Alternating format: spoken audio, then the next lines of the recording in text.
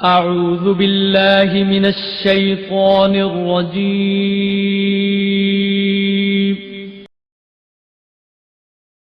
بسم الله الرحمن الرحيم.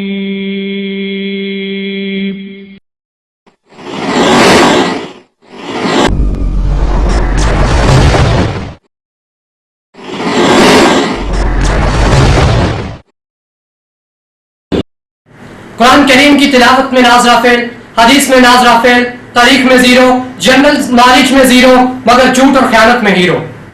بسم اللہ الرحمن الرحیم.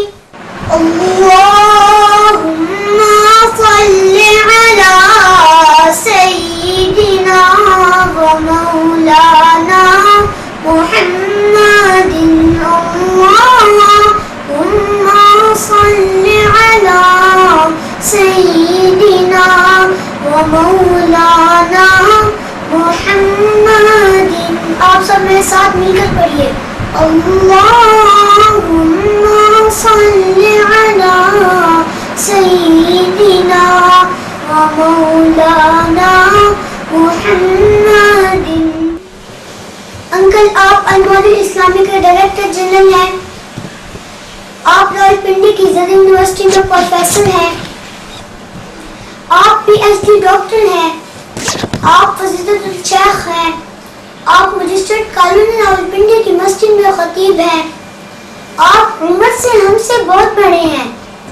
آپ کی گفتگو تو بہت معیاری ہونی چاہیے، لیکن مجھے افسوس سے کہنا پڑتا ہے کہ ہمارے محلے کے ماجی گجر اور آپ کی زبان ایک جیسی ہے. اگر آپ کو میرے موقف سے اختلاف ہے تو پھر اپنا کلپ سنیں اور مرغ مسلم بنائیں، پکائیں، حلوہ ہو، فروٹ ہو، خشک میوہ ہو. کیا کریں گے آپ؟ کہا میں کھاؤں گا اور ان کو پہنچ جائے گا.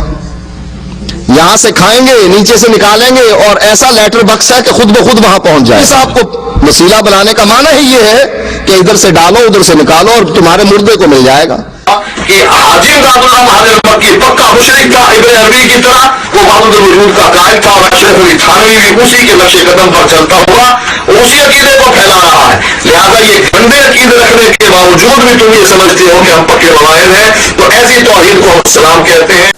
محترم سامعین، آپ نے سنا کہ طالب زیدی نے وحدت الوجود کے عقیدے کو گندا عقیدہ کہا، جبکہ اس کے چھوٹے بھائی توصیف زیدی نے وحدت الوجود کے عقیدے کو کائنات کا سب سے گندا عقیدہ کہا. گرامی قدر سامعین، ان کے بقول یہ گند کہاں سے آیا؟ آئے اس راز سے پردہ اٹھاتے ہیں. آپ کو معلوم ہے کہ نظریہ وحدت الوجود کا بانی ابن عربی ہے. اب یہ ابن عربی کون صاحب ہے؟ آئے طالب زیدی کے گھر سے اس کا پتہ چلاتے ہیں. حقیقت ہے کہ وحدت الوجود کا یہ نظریہ اہل حدیثوں کے گھر سے ہی نکلا. اب تم اسے شرک کہو تو تمہاری مرضی، اسے گند کہو تو بھی تمہاری ہی چیز ہے. انہوں نے کہا کہ اچھا اللہ جب آسمان نہیں تھے تو عرش کہاں تھا؟ تو اس کا جواب انہوں نے یہ دیا کہ کان عرشہ علی الماء. جب آسمان نہیں تھا تو اللہ تعالیٰ کا عرش پانی پر تھا. اچھا جب پانی نہیں تھا تو پھر وہ عرش کہاں پر تھا؟ کہا وہ میرے باپ پر تھا. اچھا تمہارا باپ کس پر تھا؟ تیری ماں پر تھا. سچی بات یہ ہے کہ میرا اور آپ کا پرائمری اسکول کا ماسٹر اس پروفیسر طالب زیدی سے زیادہ شائستہ اور شستہ گفتگو کرتا ہے.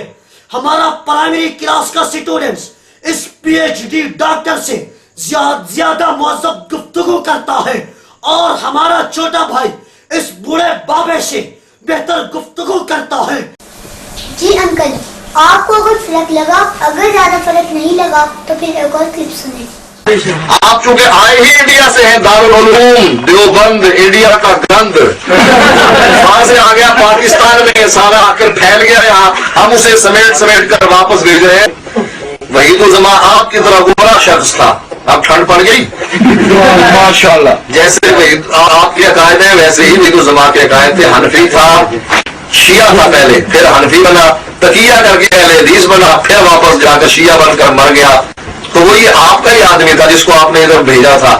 से एजेंसियों की तरह कि जाओ जरा सिख को भेज देते हैं जिस तरह पेशावर में कि जाओ तालिबान बनकर लड़ो। लिहाजा ये आपका एक बंदा था चोर, हमने पकड़ लिया तो हमने उसकी मुखालफत की। मुझे ताज्जुब है कि सिटी लाइट टाउन रावलपिंडी के बासी इस गुस्ताख शख्स को अपना इमाम खतीब और पेशवा अपनाए बैठे हैं और बाजला मजहब इसकी सीढ़ियां और कैसेटें सुनते हैं। जी अंकल, बिल्कुल वही माजा गुज्जर वालिद बाजारी अंदाज की गुफ्तगू है कि नहीं? अंकल, शेर और शायरी की जुबान में ऐसे मौके पर यह मामला इस्तेमाल किया जाता है, इतने हंसी लक़ब और ये दिल आज़ाद गुफ्तगू। अंकल, ये लोगों को जुबानें निकाल कर दिखाना तो बचकाना हरकत है। अंकल तालिबुर रहमान साहब, इस सब के बावजूद जब आप मजहबी तकरीरें करते हैं और बंद कमरों में बैठकर और नमाज़ देवबंद अहले सुन्नत वल जमात को चैलेंजबाजी करते हैं और फ़िक़्ह हनफी पर तनक़ीद करते हैं, तो बेख़ता मुझको ये शेर याद आ जाता है, मुलाज़ा हो अपना इल्म व अमल तुम अगर देखते, अपना इल्म व अमल तुम अगर देखते, फिर किसी में न कोई कमी देखते, फिर किसी में न कोई कमी देखते।